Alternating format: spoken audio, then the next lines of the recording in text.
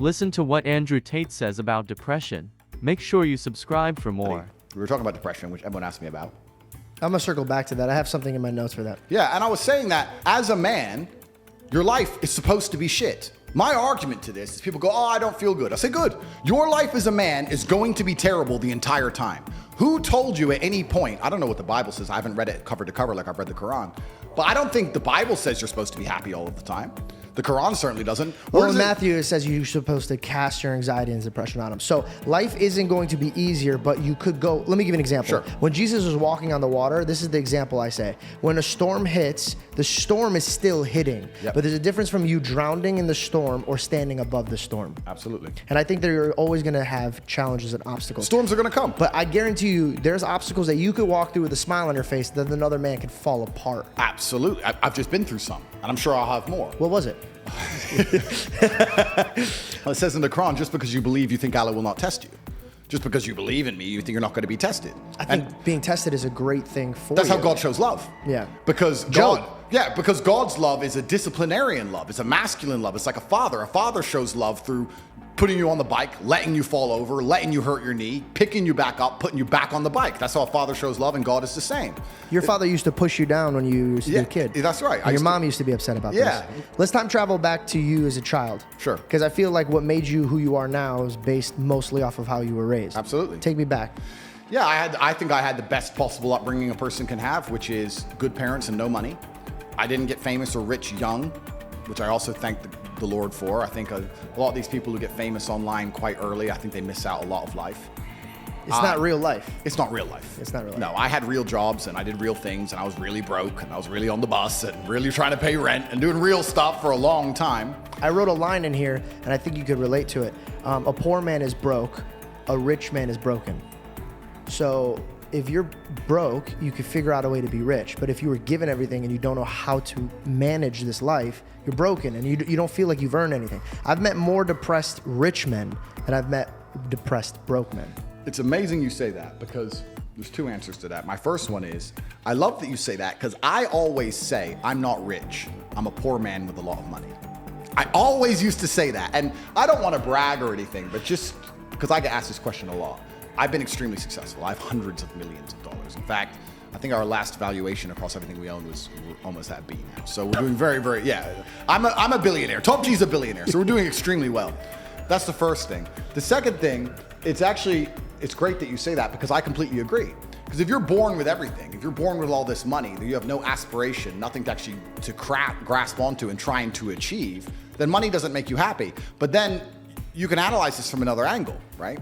We were just talking earlier, we can always pivot back to who the matrix are, who's in charge. So let me ask you. Do you have somebody that Well, let me ask you a question. Okay, go ahead. If you're born into a dynasty, let's say a banking dynasty, and you're born a billionaire, and you have everything you've ever wanted ever, and money has absolutely no value at all, and a brand new Ferrari doesn't mean a thing. You could buy one every 10 minutes for the rest of your life, and money doesn't make you happy. What's the one thing that's going to make you happy? Controlling others. Controlling others. Power. Yeah. Ego.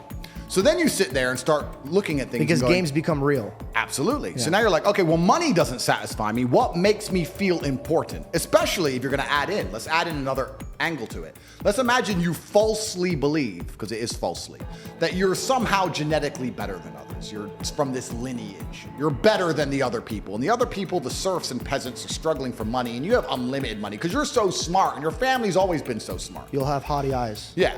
So then you're going to sit there and go, well, why did they make people put on a mask when they walked in the restaurant and take the mask off to eat and then put it on to go to the toilet and then take it off to eat and then put it back on? Because I have a I'll tell you theory. why. Because it's funny.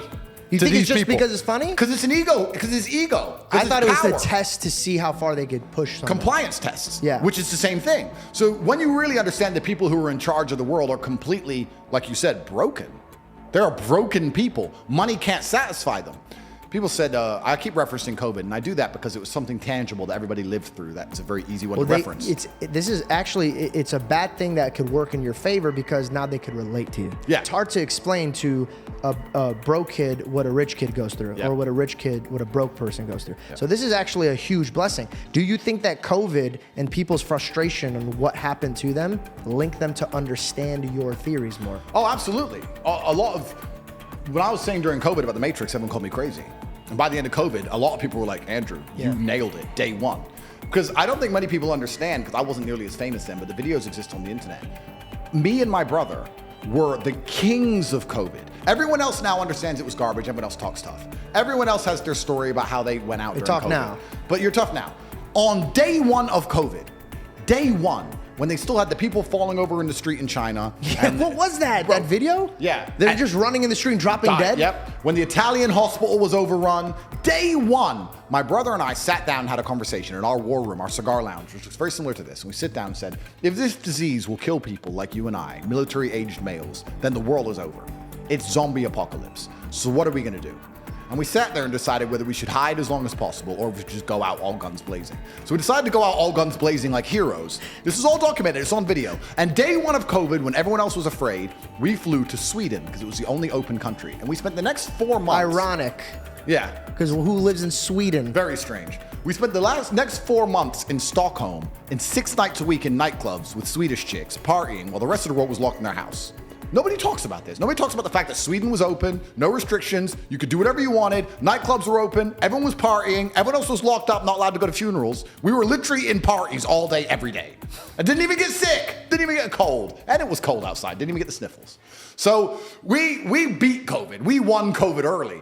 So even after this experience, for the next 2 years of COVID, I'm trying to scream at people, listen, wake up. And like, oh, yeah, they wouldn't just put it on the news. They wouldn't just lie to us and try and scare us all for no reason until you understand the good and evil in the world and you understand that's how the devil actually operates. But the point I was going to make earlier about talking about how these people are broken and money doesn't satisfy them, people often say, COVID was just for money.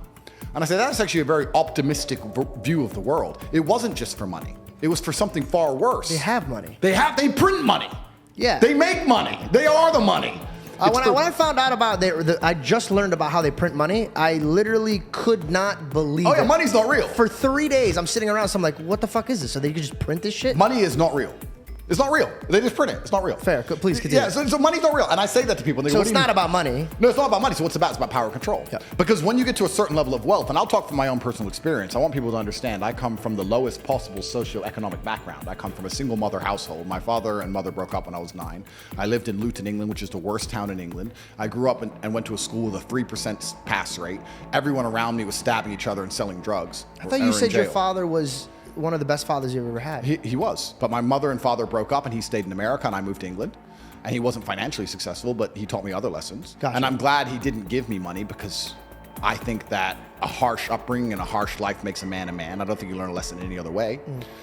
But I come from the absolute bottom and now I'm up at a position where we have a very large empire. A lot of it is shadow. Most people don't know what it is, but even our overt things, even our university and things that are online are turning over $15-20 million a week. So we're doing crazy sums of money. So I've been from the absolute bottom to the absolute top. I've seen it all. And once you get past a certain level of wealth, once you get past a certain level of money, yeah, but then you understand what money is, right? So we say about money not being real. Money is not real from a governmental perspective because they just print it. It's nothing. But money is truthfully the stored time and energy of other people. If you have money, you have stored time and energy of other humans. Because people are hourly rates. That's right. Because I can take that money and make someone else use their time and energy for X thing. Got it. So it's a different version of slavery. Absolutely. Because if I'm going to come along and say, you're no longer my slave. As my slave, you had to work for a house and a car. You're no longer my slave. In slavery, let's actually look at slavery. Slavery began that way. Yeah, and slavery said, you work on my plantation, I give you somewhere to eat. Or I'll give you my daughter. Yeah. This is how people would work. And that's why they were like, oh, your Bible believes in slavery. I'm like, slavery was different. It wasn't like, there was bondages. Yep. And there was slavery. That's why the Egyptians, that's a whole different type of slave. Yep. But the origination of slave was like a debt. I'm paying you a debt. Yep. Completely. So let's look at even American slavery, the slavery that most Americans understand. You're going to work for me. I'm going to give you a house and I'm going to give you food and you're going to stay here and you're going to work. Slavery is abolished. So now what do? You're going to work for me. I'm going to give you that. I'm going to give you some money. And that money is enough to only buy you a house and some food.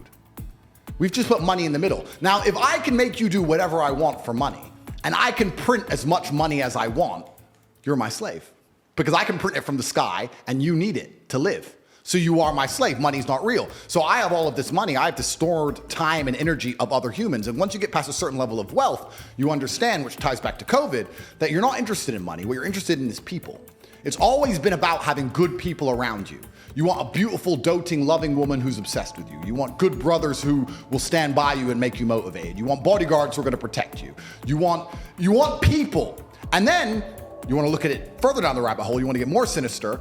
If you've been born into a lineage or a dynasty or the people who control the world, you want robot people. You don't want to be spoken to disrespectfully. In your empire, in your podcast empire, right? You now have a podcast. Would you allow a member of staff to come along and say, this is bullshit, I don't like how you do this, this is shit, you're shit? Or would you fire him? I don't know if I would fire them. I would first try to teach them how to behave. And if they didn't listen? They're out. Absolutely. So let's imagine you ran a country. Okay. All right. Let's imagine you ran the world. And then let's imagine there's this guy called Top G who sits down there and becomes the most Googled man in the world for telling the world that COVID's a lie. And you're making everybody run around and do everything you say. You're going to allow that person to get away with it?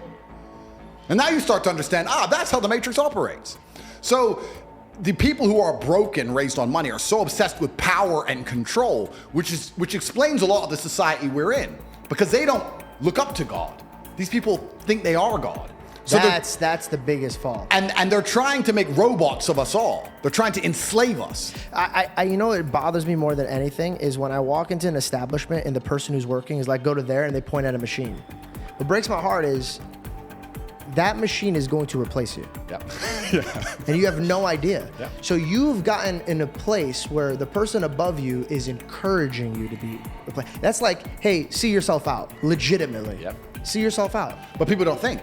They don't, and they absolutely lack perspicacity. And then you go further down the rabbit hole, because like I said, there's layers to the rabbit hole. I don't know how Alex Jones you want me to go, but he's right about a lot. All the way. He's right about a lot of things. So you're an Alex Jones fan? I like a lot of the things he says. And I'm not saying I agree with everything he says, but a lot of the things he says have been proven to be absolutely true. You know, you say conspiracy theorist, nowadays that just means you're ahead of the curve, unfortunately.